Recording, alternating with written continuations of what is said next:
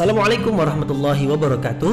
Mari klik subscribe di channel ini dan aktifkan tanda loncengnya untuk mendapatkan update pemberitahuan di video berikutnya.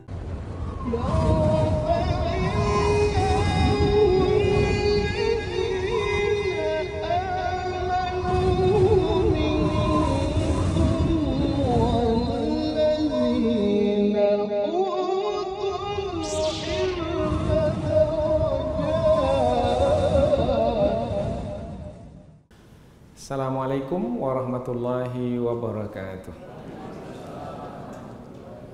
Alhamdulillahi rabbil alamin wa bihi nasta'in ala umurid dunya waddin, nasta'inuhu wa nastaghfiruh wa na'udzu billahi min shururi anfusina wa min sayyiati a'malina. Faman yahdihillahu fala mudilla lahu wa man yudlil fala hadiya lahu. أشهد أن لا إله إلا الله وحده لا شريك له وأشهد أن محمدا عبده ورسوله لا نبي بعده. Amma ba'd. Kita bersyukur kepada Allah Subhanahu wa taala yang masih melimpahkan rahmat dan nikmatnya. Kita bersyukur dengan mengucapkan alhamdulillahirabbil alamin. Kemudian bersalawat kepada Rasulullah dengan mengucapkan Allahumma salli ala Sayyidina Muhammad wa ala ali Sayyidina Muhammad. Dan bersalam kepada Rasulullah dengan mengucapkan Assalamu alayka ya Rasulullah. Alhamdulillah kita dapat kembali meneruskan pengajian tafsir ayat-ayat suci Al-Quran yang insyaAllah kita akan teruskan kepada ayat yang ke-93, 94, 95 dan 96 dari surah Yusuf, yaitu masih lagi menerangkan tentang kisah Nabi Yusuf alaihissalam. Sudah panjang tentang kisah Nabi Yusuf yang disebutkan mulai dari awal surah sampailah ke ayat sebelum ini, ayat yang ke-92. Jadi ketika kita melanjutkan kepada ayat yang ke-93, ini adalah lanjutan kisah, yaitu apabila kisah sebelum ini sampai kepada Nabi Yusuf menerangkan tentang dirinya, memperkenalkan siapa dirinya kepada abang-abangnya, yang sebenarnya sebelum itu Nabi Yusuf sudah mengenal itu abang-abangnya, tetapi abang-abang itu yang tidak mengenal Nabi Yusuf itu sebagai adik mereka.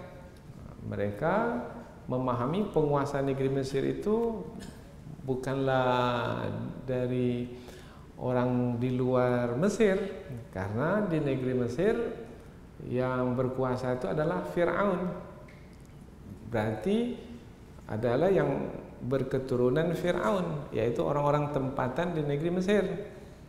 Rupanya Fir'aun telah mempercayakan kekuasaan negeri Mesir itu kepada Nabi Yusuf alaihi salam, dan Nabi Yusuf berhasil membawa negeri Mesir, yaitu di 7 tahun pertama ketika curah hujan itu cukup, tanam-tanaman tumbuh dengan subur, binatang ternak berkembang biak, Nabi Yusuf dapat mengumpulkan hasil negeri Mesir itu dengan baik untuk dijadikan sebagai bekal, karena akan datang 7 tahun berikutnya hujan tidak ada, binatang ternak banyak mati, tanam-tanaman tidak tumbuh.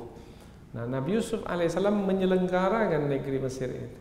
Di 7 tahun pertama berhasil, dan di 7 tahun kedua pun juga berhasil. Nah, karena Nabi Yusuf memiliki kepakaran di dalam menjalankan pemerintahan negeri Mesir, termasuk berkaitan dengan makanan, minuman, kemudian berkaitan dengan sosial kemasyarakatan. Karena Nabi Yusuf alaihissalam memiliki kecerdasan yang luar biasa dan dapat dipercaya. Bukan hanya cerdas, tetapi juga bisa dipercaya. Banyak orang cerdas tapi tak bisa dipercaya. Bisa dipercaya tapi tidak memiliki kecerdasan. Nah, kedua-dua itu dimiliki oleh Nabi Yusuf alaihissalam. Nah, Nabi Yusuf memperkenalkan dirinya sebagai penguasa negeri Mesir, maka tahulah sekarang abang-abangnya bahwasanya dirinya lah Yusuf yang dahulu dibuang oleh abang-abangnya di dasar sumur. Sekarang sudah menjadi penguasa negeri Mesir, maka malulah abang-abang ini. mereka mengaku sekarang bahwasanya mereka telah melakukan kesalahan, maka sebenarnya Nabi Yusuf bisa saja mencela abang-abangnya itu, bisa saja memarahi abang-abangnya itu, karena perbuatan yang dilakukan oleh abang-abangnya itu adalah perbuatan yang sangat buruk, yaitu membuang adik sendiri. Tapi Nabi Yusuf tidak melakukan semua itu, karena Nabi Yusuf adalah seorang nabi yang berakhlak mulia, bahkan memaafkan abang-abangnya itu. Hari ini dan sampai kapanpun aku tidak akan mencelamu wahai abang-abangku, bahkan aku berdoa kepada Allah supaya Allah mengampuni dosa-dosamu. Inilah ayat yang terakhir yang kita sampaikan. Maka berikutnya Nabi Yusuf bertanya kepada abang-abangnya itu, bagaimana dengan ayah kita? Apabila ditinggalkan di Palestina, bagaimana keadaan ayah kita? Maka diceritakanlah oleh abang-abangnya bahwasanya ayah yang ditinggalkan di Palestina itu sudah tua, badannya lemah, kemudian matanya buta. Disebabkan karena terlalu banyak menangis, disebabkan sedih berpisah dengan anaknya yang tercinta, yaitu Yusuf. Jadi muncullah iba di hati Nabi Yusuf alaihi salam. Nabi Yusuf ketika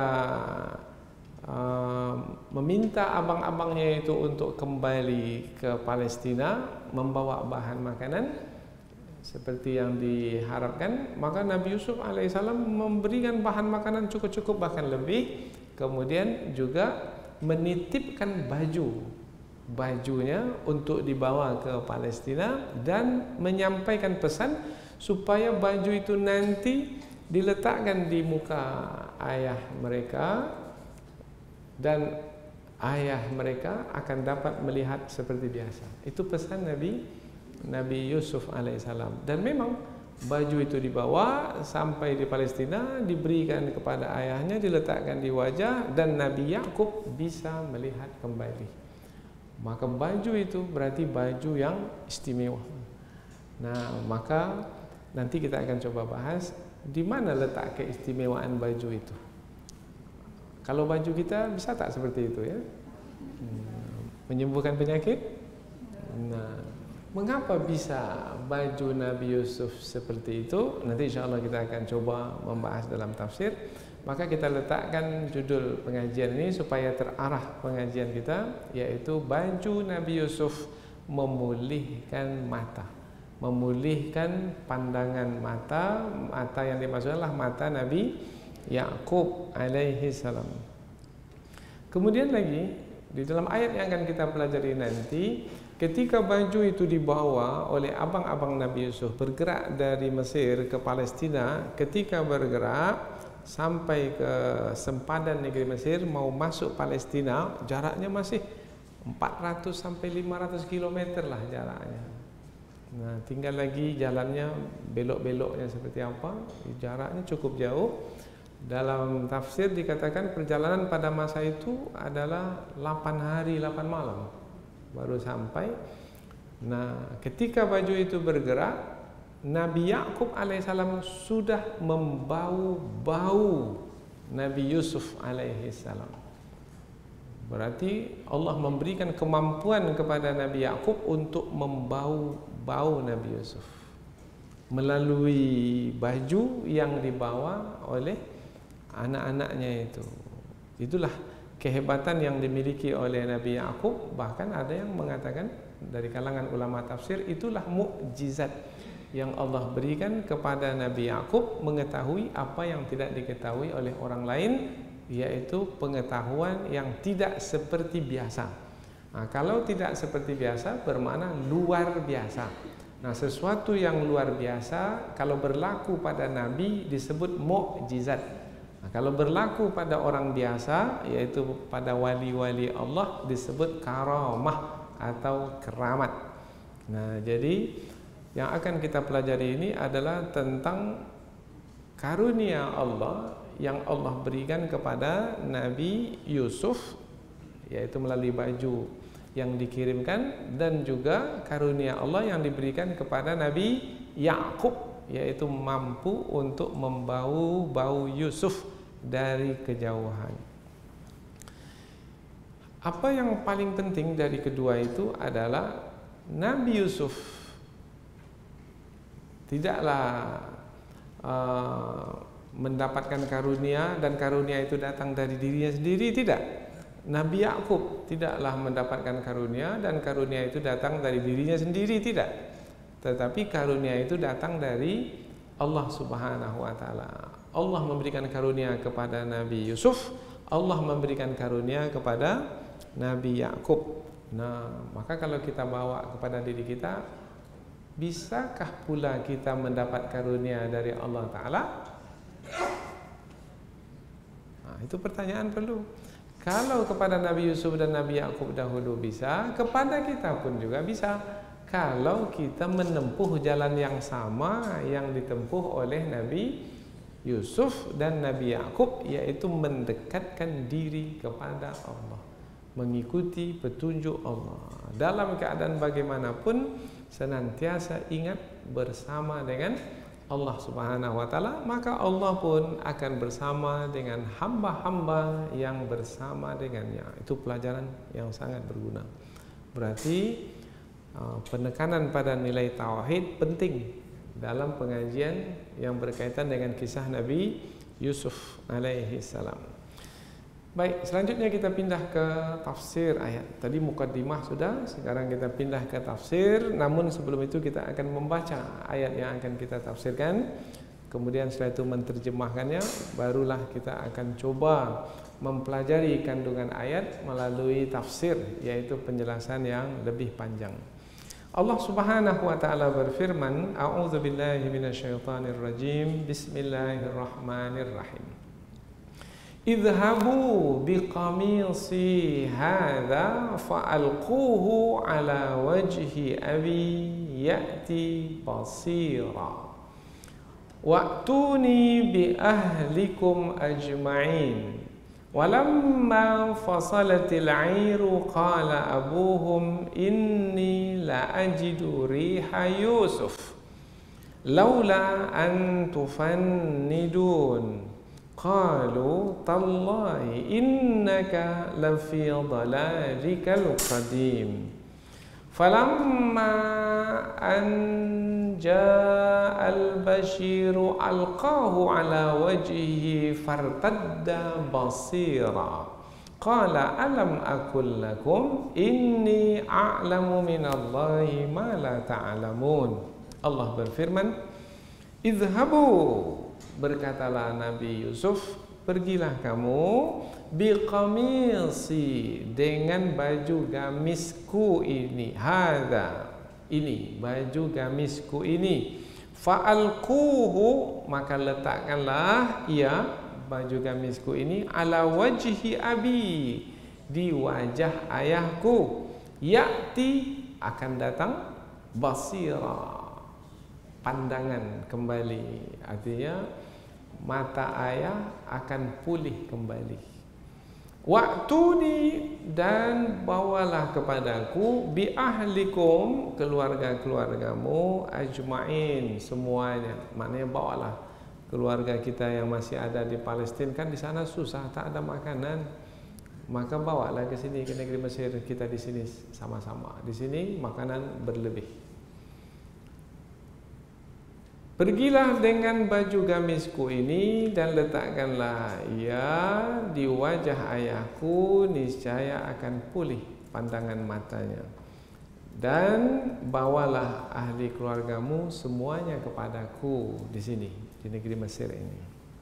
Ayat berikutnya, walamma, dan ketika fasalatil 'air, kafilah itu bergerak meninggalkan Mesir, berarti masuk ke negeri mana? Palestina, karena Mesir dengan Palestina itu bersempadan. Qala, berkatalah abuhum, bapak mereka. Jadi kafilah bergerak meninggalkan Mesir, bapak mereka di mana? Di Palestina, berkata, ini sesungguhnya aku la ajidu, sungguh aku mendapatkan bau riha, bau Yusuf, laula sekiranya antufannidun, kamu tidak antufannidun tusaffihun, maknanya menganggap aku bodoh atau menganggap aku berkata yang tidak benar. Nah, ayat ini menerangkan bahwasanya Nabi Yakub alaihissalam mengatakan perkataan yang khawatir perkataan itu akan difahami salah oleh cucu-cucunya, karena keluarga yang dimasukkan di sini adalah anak-anak dari anak-anak Nabi Yakub alaihissalam, yaitu yang akan datang dari negeri Mesir. Karena yang disuruh pergi ke negeri Mesir itu adalah anak-anak Nabi Yakub. Berapa orang anak Nabi Yakub? Semuanya, termasuk Yusuf dan Bunyamin. 12 orang. Qalu, mereka berkata, cucu-cucu Nabi Yakub itu berkata, tallahi, demi Allah, innaka, sesungguhnya engkau wahai kakek kami, lafi, sungguh di dalam dhalalikal qadim, kesesatanmu yang lama. Maknanya kamu sudah tidak berkata benar lagi wahai kakek, karena masih menyebut-nyebut Yusuf, padahal Yusuf sudah lama tak ada bersama dengan kita, dan entah di mana dia berada, entah hidup entah mati, masih juga menyebutnya lagi. Falamma, maka ketika anja al-bashir, telah datang pembawa berita gembira. Siapa? Yaitu yang membawa baju Yusuf. Siapa yang bawa baju Yusuf itu? Abangnya yang paling besar. Abangnya yang paling besar. Alqahu, meletakkan baju itu ala wajhihi, pada wajah Nabi Yakub. Fartadda, maka datanglah kembali basira, pandangannya bisa melihat kembali. Seperti apa ini ya gambarannya ya? Letak baju di wajah, tadi buta, kemudian sekarang melihat. Seperti permainan sulap pula ya. Nah, seperti itu. Tapi ini bukan sulap, ini betul-betulan. Qala, maka berkatalah Nabi Yakub, alam aqul lakum, tidakkah aku sudah berkata kepadamu, inni, sesungguhnya aku, a'lamu, mengetahui, minallah, dari Allah, ma la ta'lamun, apa-apa yang kamu tidak mengetahuinya. Aku mengetahui, yaitu tentang Yusuf masih hidup, kamu tak mengetahui, sehingga kamu membodohkan aku, mencela aku, padahal aku berkata benar bahwasanya aku membau-bau Yusuf, menerangkan bahwasanya Yusuf itu masih ada, masih hidup. Jadi ada Nabi Yakub yang mengetahui, ada cucu-cucu Nabi Yakub yang tidak mengetahui. Bagaimana Nabi Yakub bisa mengetahui? Karena Allah yang Maha mengetahui memberitahu. Mengapa cucu-cucu Nabi Yakub itu tidak mengetahui? Karena Allah tidak memberitahu. Mengapa Allah memberitahu kepada Nabi Yakub? Untuk memasukkan kesukaan ke dalam hatinya. Jadi dia menjadi suka, senang. Nah, kesenangan itu adalah karena Yusuf masih hidup. Kesukaan itu bertambah-tambah ketika baju Nabi Yusuf sampai. Dan suka lagi adalah kalau dari jarak jauh saja bau baju itu sudah dibawa oleh Nabi Yakub, sekarang baju itu sudah ada di wajahnya. Bagaimana baunya ini? Wah, lebih sempurna lagi karena dari dekat. Maka karena cinta begitu hebat kepada anak, dan cinta itu terpulihkan, karena cinta itu membawa derita apabila antara yang mencintai dengan yang dicintai itu terpisah. Tapi sekarang apabila yang mencintai dan dicintai itu semakin dekat dan bertemu, maka menjadi kesukaan, kegembiraan, kebahagiaan dan suasana jiwa seperti itu menjadi sebab pulihnya pandangan mata Nabi Yakub alaihi salam. Tapi ada satu lagi, bukan karena itu, bukan masalah psikologi, masalah kejiwaan, enggak. Tetapi dari kejauhan Nabi Yusuf berdoa kepada Allah supaya Allah memulihkan pandangan mata ayahnya. Maka Allah mengabulkan doanya.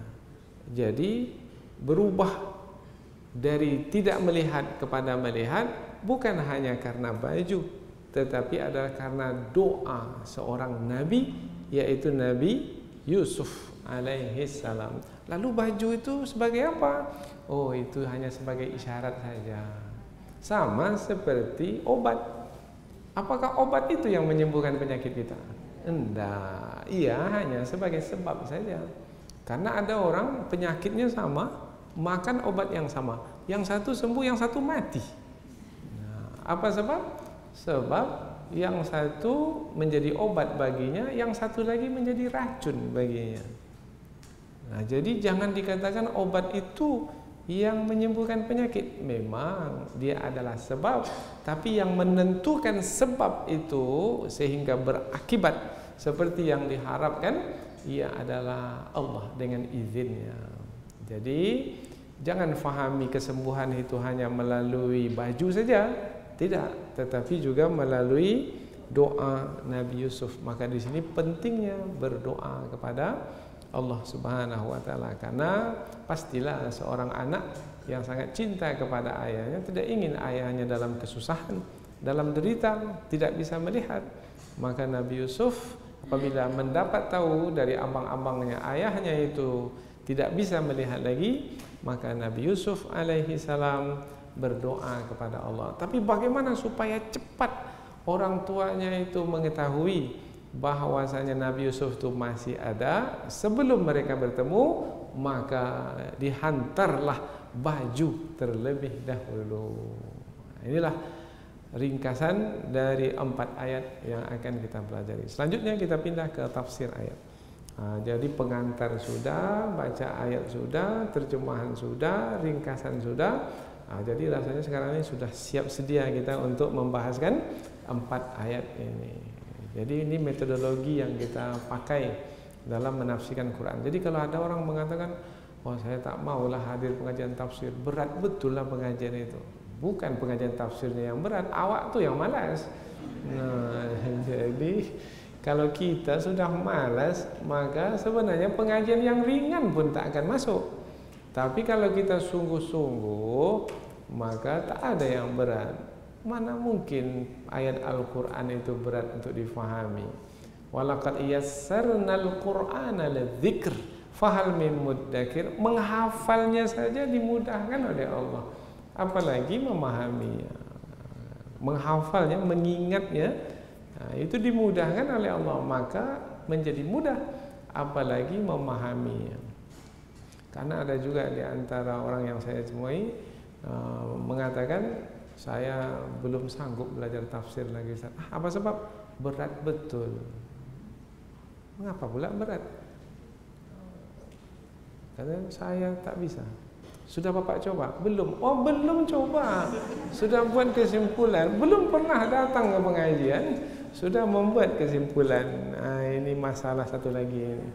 Bukan masalah malasnya, mungkin mencari-cari alasan untuk tidak mengaji Al-Quran. Khairukum man ta'allamal Qur'ana wa 'allama. Sebaik-baik kamu adalah yang belajar Al-Quran. Belajar ini menjadi orang terbaik kita dengan belajar ini. Wa 'allama, dan lebih baik lagi kalau mengajarkannya kembali. Selepas ini balik rumah, karena datang sendiri, istri di rumah mungkin sibuk dengan anak. Wahai istri, saya akan sampaikan kembali apa yang saya pelajari. Duduk baik-baik sini. Saya akan cerita tentang baju Nabi Yusuf alaihi salam. Belagak juga lah seperti guru di masjid. Maka istri nanti, oh abangku ini memang jadi ustaz besar dia sekarang ini.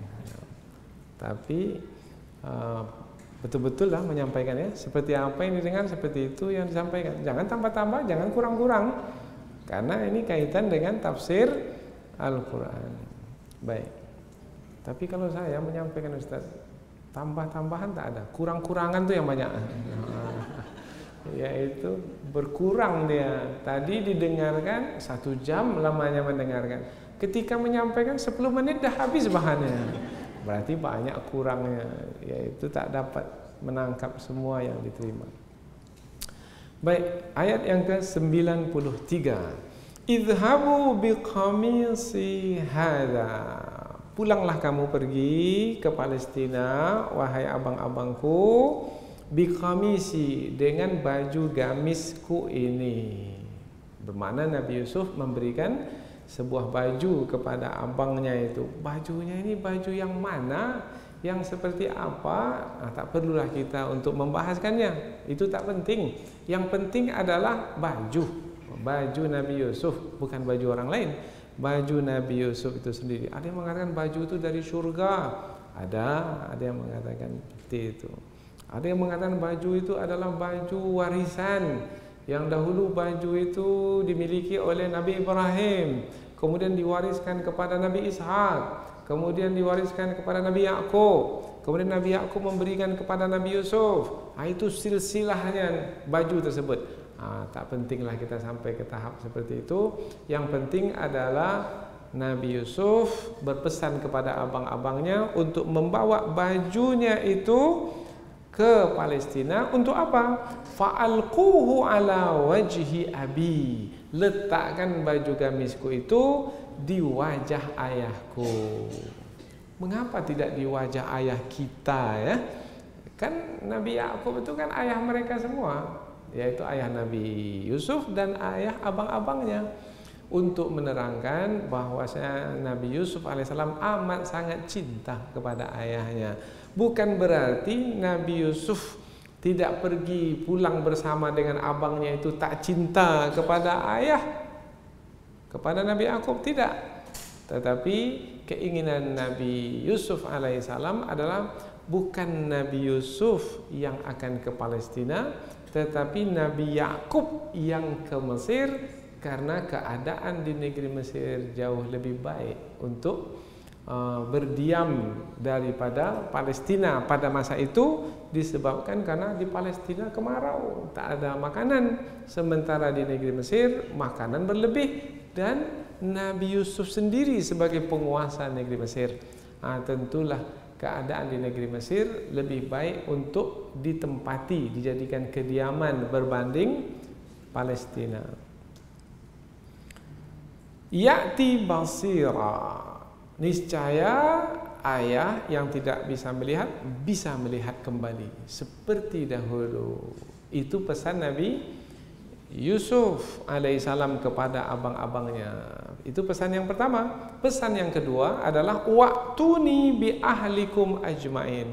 Sampai nanti di Palestina beritahu keluarga-keluarga kita semuanya, dan aku meminta kepada abang-abang sekalian, bawa semua keluarga kita kembali ke Mesir untuk kita bersama-sama berkumpul kembali di negeri Mesir.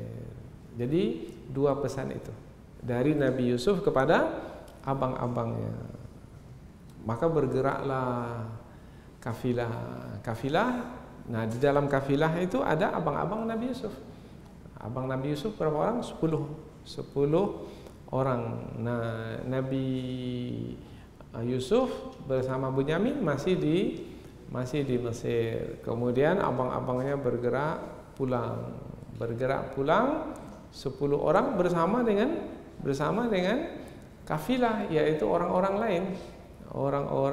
lain yang melakukan perjalanan yang sama, yaitu ke negeri Mesir. Nah, ayat berikutnya tentang kafilah. Kafilah yaitu abang-abang Nabi Yusuf bersama dengan orang lain bergerak meninggalkan Mesir. Apa kejadian ketika itu? Nah, ini menerangkan tentang peristiwa pada waktu seperti itu, yaitu waktu mereka bergerak meninggalkan Mesir. Walamma fasalatil 'ir, Dan ketika kafilah itu berlepas dari fasalat, maknanya terputus maknanya negeri Mesir sudah ditinggalkan, sekarang sudah sampai di sempadan dan mau masuk Palestina, dan jaraknya jauh ya, 4 sampai 500 km jauhnya. Qala abuhum, berkatalah ayah mereka. Jadi kafilah bergerak baru melalui sempadan, sementara ayah di Palestina berkata, "Inni, sesungguhnya aku la ajidu riha Yusuf." Aku mendapatkan ada bau Yusuf. Masa dahulu tak ada handphone seperti sekarang, bahwasanya kami sudah bergerak dari Mesir, tidak ada. Ya, tak ada pemberitahuan seperti itu. Jadi bergerak dan orang di Palestina tak mengetahui kafilah itu telah bergerak. Tetapi Nabi Yakub yang ada di Palestina bisa merasakan bahwasanya sudah ada pergerakan anak-anaknya pulang, dan yang mengherankan adalah perkataan Nabi Yakub, "Aku membau bau Yusuf." Maknanya dengan bahasa yang lain, aku mendapati Yusuf itu telah ditemukan oleh anak-anakku, dan Yusuf itu masih hidup di negeri Mesir, karena aku membau bau Yusuf. Makna membau bau Yusuf boleh jadi membau bau Yusuf melalui baju yang dibawa, boleh jadi membau bau Yusuf adalah dari badan Nabi Yusuf alaihissalam. Tapi yang paling penting adalah membau bau Yusuf itu maknanya mengetahui bahwasanya Yusuf masih ada. Karena kalau ada bau pasti ada orangnya kan? Mungkin tidak membau tapi orangnya tak ada. Tidak ada kan?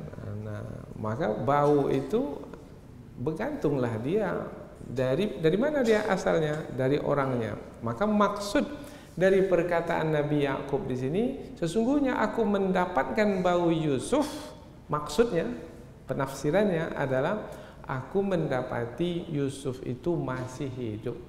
Sudah diberitahukan kepada Nabi Yakub tentang bahwasanya anak-anaknya telah menjumpai Yusuf, telah menemukan Yusuf? Belum. Tapi bagaimana Nabi Yakub bisa tahu bahwasanya Nabi Yusuf masih hidup?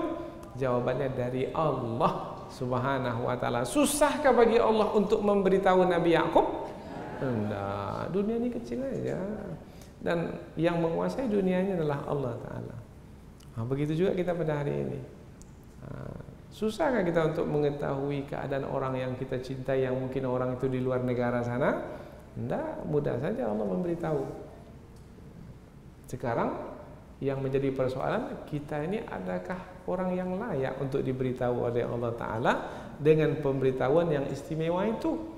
Nah, kalau Nabi Yakub layak karena mendekatkan diri kepada Allah, maka kita pun kalau mendekatkan diri kepada Allah, insya Allah akan mendapat kelayakan pula, sehingga mendapatkan karunia yang istimewa itu, yaitu mendapat tahu dari Allah Ta'ala. Kalau mendapat tahu dari manusia biasa, tapi kalau mendapat tahu dari Allah Ta'ala itu luar biasa. Kalau dulu para nabi melalui wahyu, tapi kalau kita sekarang ini bisa juga, bisa melalui ilham, atau melalui ilham ini bukan orang yang bernama Ilham, bukan.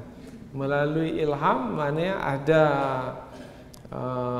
getaran di dalam hati kita, dan yang menggetarkan hati itu adalah Allah.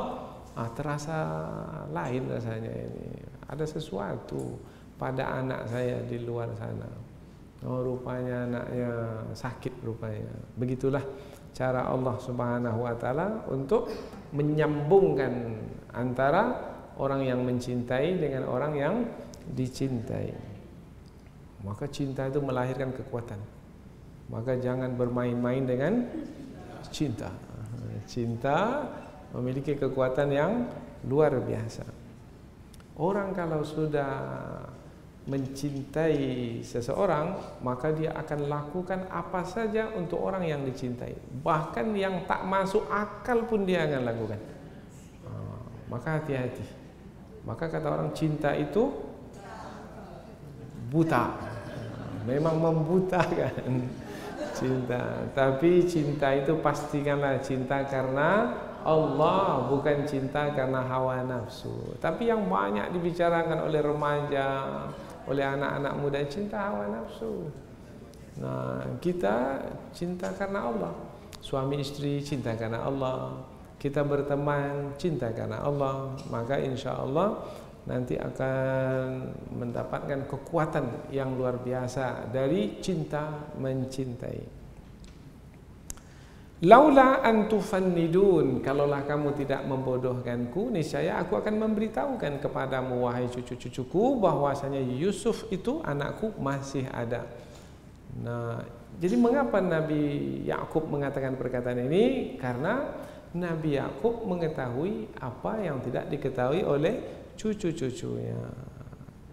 Dan boleh jadi kita, kalau rasanya orang itu tak sampai kepada apa yang kita ketahui, tak perlu untuk memberitahunya. Apa sebab? Sebab nanti kita akan dituduh orang yang kurang akal, atau nampaknya dah berubah akalnya ini. Maka kalau memang orang itu tidak bisa memahami apa yang kita ketahui, maka cukup berbicara dengannya apa yang dia ketahui saja. Nah, maka kita pandai-pandai dalam berbicara, yaitu pilih-pilih orang.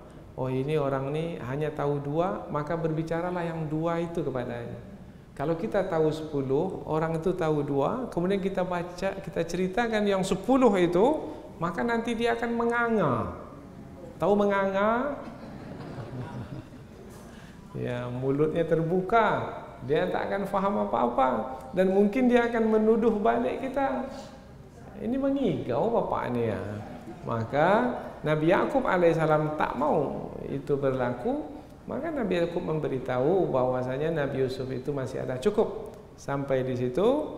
Nah, nanti ketika kafilah itu sampai ke Palestina dan membawa baju Yusuf, memberitahu bahwasanya Nabi Yusuf itu masih hidup, maka Nabi Yakub mengatakan, akan saya sudah beritahu. Sebelum ini saya sudah beritahu. Tadi perjalanan berapa hari? 8 hari. Akan setelah berlalu 8 hari itu, akan apa yang saya beritahu dahulu berlaku. Nah, karena aku memberitahu adalah dengan karunia dari Allah Subhanahu wa taala. Tapi apa perkataan cucu-cucu Nabi Yakub itu? Qalu, mereka berkata, tallahi, demi Allah. Nah, jadi mereka bersumpah merespon perkataan Nabi Yakub, innaka, sesungguhnya kamu wahai datuk kami, lafi, sungguh. Nah, di sini 3 kali penekanan mereka ini di dalam membalas perkataan datuk mereka, yaitu tallahi, demi Allah bersumpah, inna sesungguhnya, harfu taukid, la sungguh. Jadi sungguh kamu wahai datuk kami, dolalika, sungguh di dalam kesesatanmu, al-qadim, yang sebelum ini, yang lama. Kesesatanmu yang lama adalah dari dahulu sampai sekarang adalah Yusuf. Padahal sampai hari ini Yusuf itu entah hidup, entah mati, entah di mana berada. Sekarang masih juga Yusuf. Ini perkataan cucu ini seakan-akan mengatakan datuk ini sudah tenggelam dan hanyut dalam kecintaan yang tidak beralasan terhadap anak yang sudah tidak diketahui keberadaannya. Nah, itu bahasa itu masih lembut itu. Kalau bahasa kasarnya, datuk ini sudah tak waras lagi ya. Nah, itu kita berkata. Karena menyebut seseorang yang sudah tidak diketahui lagi tentang keberadaannya. Karena kata tufannidun di situ maknanya boleh juga maknanya adalah yang tidak lagi menggunakan akal. Nah, itu makna tufannidun. Jadi seperti tuduhan ya. Cucu-cucu Nabi Yakub itu kepada Nabi Yakub. Ya, seperti itulah. ini perangai yang buruk dari cucu-cucu itu kepada Nabi Yakub alaihissalam. Jadi anak berperangai buruk, cucu pun juga berperangai buruk. Maka jangan tiru ini. Jadi kalaupun cucu itu tak faham apa yang disampaikan oleh datuk dan nenek mereka, tetaplah beradab kepada orang yang lebih tua dari kita. Apalagi ayah-ayah kita atau mak dari ayah kita, umpamanya baik itu sebelah ayah ataupun sebelah emak, tetaplah beradab. Kalaupun umpamanya, ya kadang-kadang orang tua pun juga lah, karena tua mereka, mungkin mereka sudah pikun umpamanya. Sudah pikun pun juga jangan sampai mengeluarkan kata yang kasar, yang keras. Karena masa pikun itu bukan setiap saat pikun. Pikun itu kan kadang datang mungkin pada masa tertentu, kemudian pulih kembali. Khawatir kita nanti pada masa pulih itu mendengar perkataan yang menyakitkan hati. Nah, maka kecillah hati orang tua, hati datuk dan nenek itu disebabkan karena perkataan. Hati-hati dengan orang tua. Wala taqul lahuma uff, mengatakan uff saja tak boleh, apalagi mengeluarkan kata yang kasar, yang menyakitkan hati. Itu adalah dosa, termasuk dosa besar. Dan anak yang seperti itu anak durhaka. Jangan sampai menjadi anak durhaka atau cucu durhaka. Falamma anja al-Bashir, maka ketika yang membawa baju Nabi Yusuf itu datang sampai di Palestina, alqahu ala wajhihi, maka baju itu pun diletakkan di wajahnya, di wajah Nabi Yakub alaihissalam, seperti yang dipesankan oleh Nabi Yusuf. Seperti apa yang dipesankan, seperti itu yang dilakukan. Fartadda basira, irtadda kembali, irtadda basira, kembalilah pandangan Nabi Yakub, karena dulu pernah melihat, kemudian tidak bisa melihat, sekarang kembali lagi bisa melihat. Itu luar biasa itu pandangan. Qala, maka berkatalah Nabi Yakub, karena sudah mengatakan sebelum ini bahwasanya membau-bau Yusuf, tetapi dibantah oleh cucu-cucunya dengan perkataan yang menyakitkan hati, dengan perkataan yang tidak sepatutnya keluar dari seorang cucu kepada datuk mereka.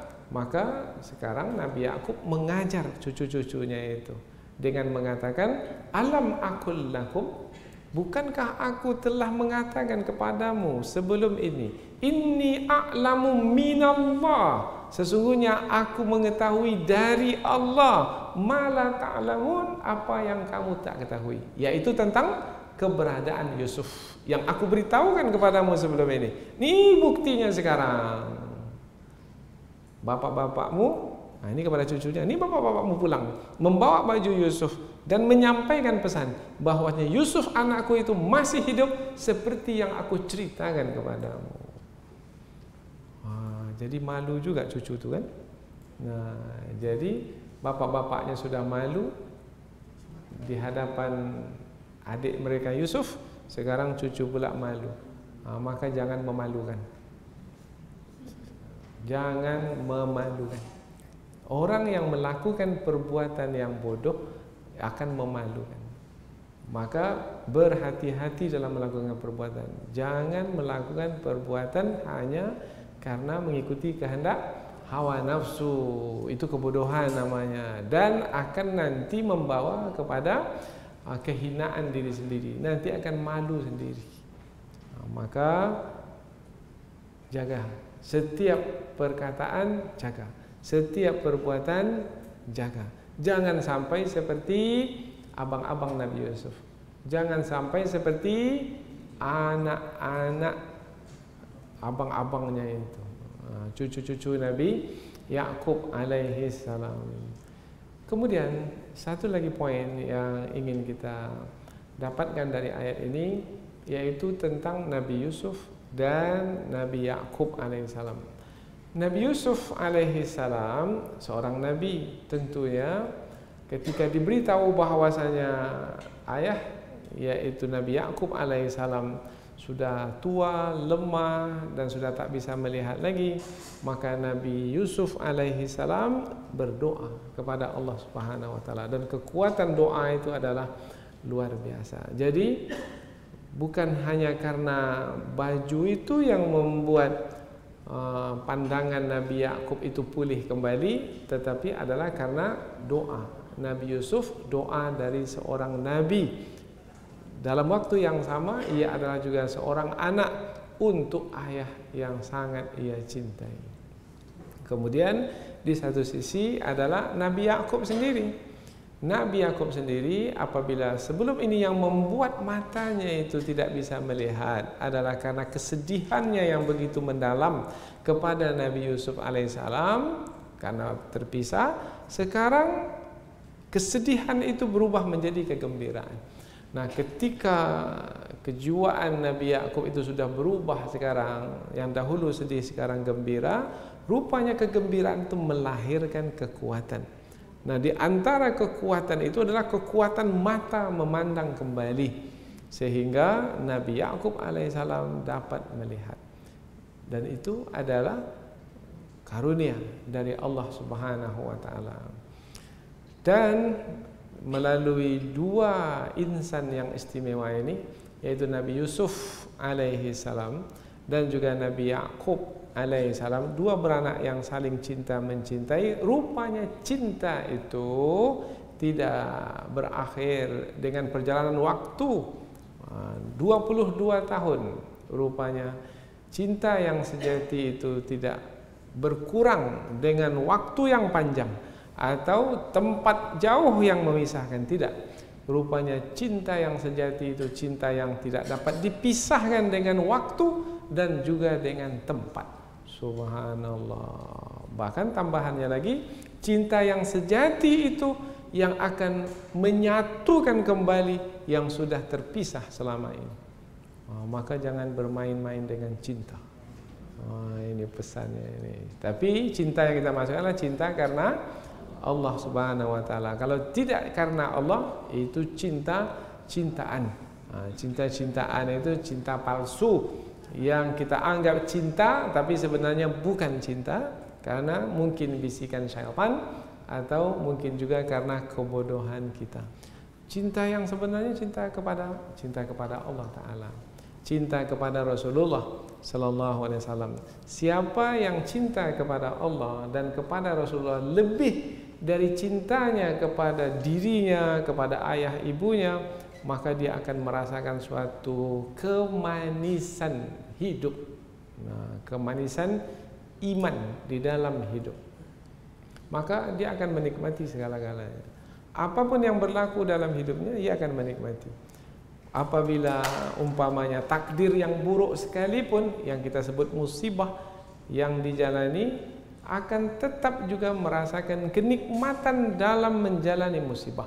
Karena ketika itu apabila diuji dengan musibah yang berat, hamba itu tidak melihat musibah itu, tapi hamba itu melihat Allah yang menetapkan musibah itu. Jadi apabila Allah yang dilihat terlebih dahulu, yaitu Allah yang maha bijaksana, Allah yang maha agung, Allah yang maha mulia, Allah yang menetapkan sesuatu yang ada hikmah di sebaliknya, yang hikmah itu mahal harganya, maka hamba yang melihat Allah lebih dahulu tidak lagi melihat susahnya musibah itu. Di situ hilanglah kesusahan musibah itu karena dia hanyut dan tenggelam di dalam kecintaannya kepada Allah Subhanahu wa taala. Maka di situ kita lihat ada orang yang diuji dengan penyakit. Penyakit itu takdir Allah. Terbaring di rumah sakit, kita lihat badannya sudah kurus. Ketika kita menjenguk, kita yang risau menengoknya, tapi dia sendiri pun nampak mukanya cerah ceria, gembira. Assalamualaikum, waalaikumsalam. Bersemangat menjawab salam kita. Kita yang mengucapkan salam pula yang prihatin. Ya lepas sekali. Karena kita prihatin kepada dia. Tapi dia pula menjawab. Apa sebab? Sebab dia menjawab dengan dengan jiwanya yang tenang, yang damai, hatinya lapang, dia dalam keadaan senang meskipun menjalani musibah, dia menikmati musibah itu dengan iman yang ada dalamnya, karena dia reda dengan apa yang berlaku ke atas dirinya. Dia sabar dan dia berkeyakinan di sebalik kesabaran itu menanti balasan Allah yang tak terhingga. Innama yuwaffas sabiruna ajrahum bighairi hisab. Maka dia sudah tidak lagi melihat penyakitnya, tapi dia sudah menikmati kebersamaan dengan Allah yang menetapkan penyakit pada tubuhnya. Penyakit saya ini, dia berbaik sangka kepada Allah untuk menghapuskan dosa-dosa saya. Terima kasih ya Allah yang telah memberi saya peluang untuk menghapuskan dosa-dosa melalui penyakit ini. Ini jarang orang yang seperti ini. Tak tahulah nanti ketika saya jenguk bapak ke rumah sakit, terima kasih Pak Ustaz, pengajian dulu. Alhamdulillah sekarang ini dengan penyakit saya ini saya senang sekarang. Alhamdulillah. Bapak senang? Ya senang Ustaz. Mudah-mudahan dengan penyakit ini terhapus dosa-dosa saya. Masuk kaji nampak. Ini barulah. Tapi kalau kita jenguk, Allah Ustaz, dah 3 bulan tak sembuh-sembuh, macam mana lah nasib saya ini? Ini tak masuk kaji ini. Yaitu tidak melihat Allah Ta'ala yang mengujinya dengan penyakit yang sebenarnya ada kebaikan di dalam setiap musibah yang menimpa. Karena dalam hadis Nabi mengherankan keadaan orang yang beriman itu, yaitu apabila diberi kebaikan dia bersyukur, apabila diuji dengan musibah dia bersabar, dan dalam keadaan manapun itu adalah baik baginya. Bersyukur bertambah nikmat yang baru lagi, bersabar dapat balasan yang tak terkira. Kedua-duanya adalah kebaikan. Nah, ini keheranan kita kepada orang yang beriman, dan itu hanya orang beriman yang memiliki suasana hati dan jiwa seperti itu. Inilah dia Nabi Yusuf, dan ini dia Nabi Yakub. Nabi Yakub ini 2 nabi yang bisa dijadikan contoh dan teladan, memiliki sifat-sifat mulia. Mudah-mudahan apa yang kita pelajari ini ada manfaatnya. Subhanakallahumma wa bihamdika asyhadu an la ilaha illa anta wa astaghfiruka wa atubu ilaik. Wassalamualaikum warahmatullahi wabarakatuh.